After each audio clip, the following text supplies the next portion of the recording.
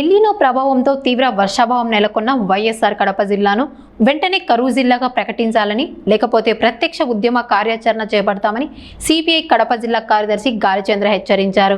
పాలంపల్లి, రచనాయనపల్లి గ్రామాల్లో కరువు పరిస్థితులను పరిశీలించిన ఆయన శ్రీశైలం కనీసం నీటి మట్టం 854 అడుగులు అమలు చేయాలని డిమాండ్ చేశారు. రాయలసీమ ఎత్తిపోతల పథకాన్ని రాజకీయాలకు బలి చేయొద్దని, పెండింగ్ సాగునీటి ప్రాజెక్టులను పూర్తి చేయాలని కోరారు.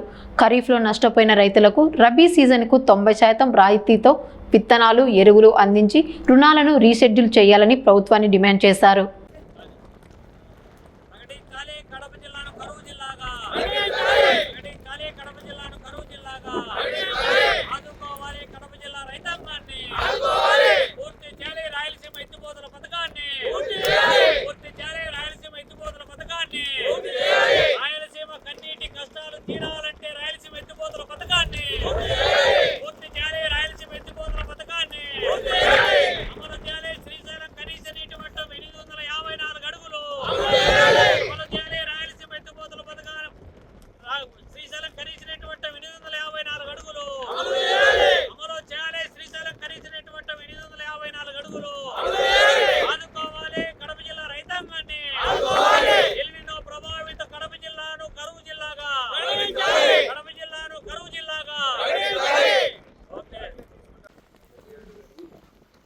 ప్రకటించాలి కడప జిల్లాను కరువు జిల్లాగా.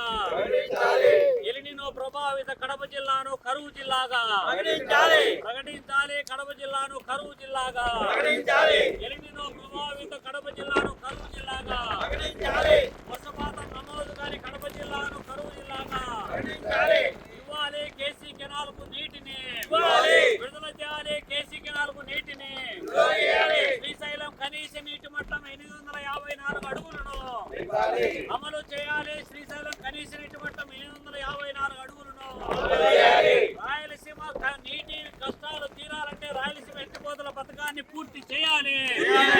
రాయలసీమ ఎత్తిపోతల పథకాన్ని పూర్తి చేయాలి. రాయలసీమ ఎత్తిపోతల పథకాన్ని పూర్తి చేయాలి. రాయలసీమ ఎత్తిపోతల పథకాన్ని ప్రకటించాలి.